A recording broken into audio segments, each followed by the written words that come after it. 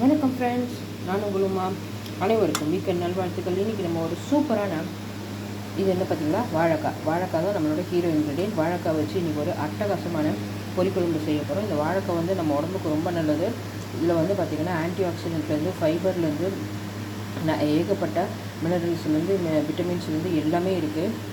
இது எல்லாருமே வந்து நிறைய பேர் இது வாயுன்னு சொல்லிட்டு இதை சாப்பிட மாட்டாங்க, கேஸ் டபுள் வரும்னு சொல்லிட்டு. ஆனால் இந்த வாழைக்காய் வந்து நம்ம உடம்புல கண்டிப்பாக சேர்க்க வேண்டிய ஒரு காய்கறி, சரிங்களா. இது வந்து வாழைக்காய், இது தேங்காய், இதில் வந்து பார்த்திங்கன்னா கொத்தமல்லி, பச்சை மிளகா, வெங்காயம், அதுக்கு கீழே தக்காளி இருக்குது. இதை வச்சுட்டு நம்ம அட்டகாசமாக எப்படி செய்யுதுன்னு பார்க்கலாம். பாருங்கள் ஃப்ரெண்ட்ஸ், இப்போ கடுகு, உளுத்தம் பருப்பு, கறிவேப்பிலை போட்டு நல்லா இது வெடிச்சிட்ருக்கு. இப்போ வந்து நம்ம எடுத்து வச்சுருக்க கொத்தமல்லி, பச்சை மிளகா, வெங்காயம், தக்காளி எல்லாம் ஒன்றாவே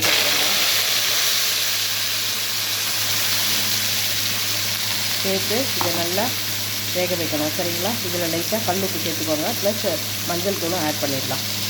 பாருங்கள் ஃப்ரெண்ட்ஸ், இப்போ நம்ம கல்லுப்பு சேர்த்தாச்சு. எடுத்து வச்சுருக்க வாழைக்காவும் இப்போ ஆட் பண்ணிடலாம். ஆட் பண்ணி நல்லா கிளறி விட்டுருங்க. கிளறி விட்டுட்டு இப்போ இந்த கல்லுப்பு எதுக்கு சேர்த்துக்கோன்னா, அது வந்து நல்லா வேகிறதுக்கு தான், சரிங்களா. சாதாரணமாக இது ரொம்ப டைம் இருக்கும் வேகணும்னா, ஆனால் கல்லுப்பு சேர்த்தோம் அப்படின்னா இன்னும் கொஞ்சம் சீக்கிரமாகவே வெந்துடும், ஓகேங்களா. இப்போ இது நல்லா வேகட்டும். இந்த ஸ்டேஜில் வந்து நம்ம தேங்காய் வந்து அரைக்க போகிறோம். இந்த ஜிஞ்சர் கார்லிக் பேஸ்ட்டு ஆட் பண்ண போகிறோம். ஜிஞ்சர் கார்லிக் பேஸ்ட் இப்போ தான் நான் வாழைக்காய் போட்டிருக்கோம், ஒரு 5 நிமிஷம் கழித்து ஆட் பண்ணலாம் ஜிஞ்சர் கார்லிக் பேஸ்ட்டு. அந்த மீன் டைம் நான் வந்து தேங்காயும் சோம்பும் அரைச்சி கொண்டு வந்துடுறேன். பாருங்கள் ஃப்ரெண்ட்ஸ், இப்போ மஞ்சள் தூள், கரம் மசாலா, மிளகாத்தூள் எல்லாமே நம்ம சேர்த்தாச்சு. சேர்த்து திரும்பவும் ஒரு 5 நிமிஷம் இஞ்சி பூண்டு பேஸ்ட்டும் சேர்த்தாச்சு. இது 5 நிமிஷம் நல்லா இது வதங்கட்டும். வதங்கின பிறகு இந்த குழம்புக்கு தேவையான பொரிக்குழம்புக்கு தேவையான தண்ணி நம்ம ஊற்றிக்கலாம். இன்னும் நான் தேங்காய் சேர்க்கலை, இனிமேல் தான் தேங்காய் அரைச்சி சேர்க்க போகிறேன், சரிங்களா. இந்த ஸ்டேஜில் வந்து இந்த நம்ம அந்த எடுத்து போட்டுக்க இதெல்லாம் இருக்குது இல்லையா, மிளகாத்தூள், மஞ்சள் தூள்லாம், அதோட பச்சை வாசனைலாம் போகணும். அதனால் இது நல்லா வேகட்டும், சரிங்களா. பாருங்கள் ஃப்ரெண்ட்ஸ், இந்த தேங்காயும் சோம்பும் இப்போ இந்த பொரிக்குழம்புக்கு அரைச்சி கொண்டு வந்துடுறேன். பாருங்கள் ஃப்ரெண்ட்ஸ், இப்போ இந்த பொரிக்குழம்புக்கு தேவையான அளவு தண்ணி நான் ஆட் பண்ணுறேன். தண்ணி ஆட் பண்ணதுக்கப்புறமா தண்ணி கொதித்து குழம்போடு நல்லா அந்த இதோடு சேர்ந்து குழம்பு கன்சிஸ்டன்சிக்கு வரணும். மீன் டைம் தேங்காய் அரைச்சி கொண்டு வந்துடுறேன். இது நல்லா இப்போ கொதிக்கட்டும், சரிங்களா. கொதிக்கும் போதே இந்த வாழைக்காயெலாம் வெந்துடும், ஓகேங்களா.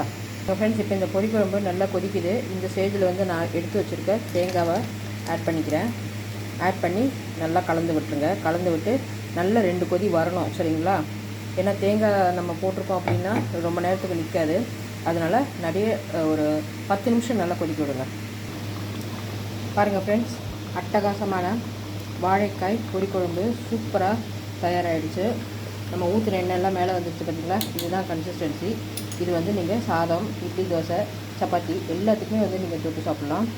ரொம்ப டேஸ்டியாக இருக்கும். நீங்களும் இதே மாதிரி செஞ்சு பாருங்கள். செஞ்சு பார்த்துட்டு எப்படி இருக்குன்னு கமெண்ட்ஸில் சொல்லுங்கள். உங்களுமா சைனிங் ஆஃப். மறக்காமல் லைக் பண்ணுங்கள், ஷேர் பண்ணுங்கள், சப்ஸ்கிரைப் பண்ணிக்கோங்க.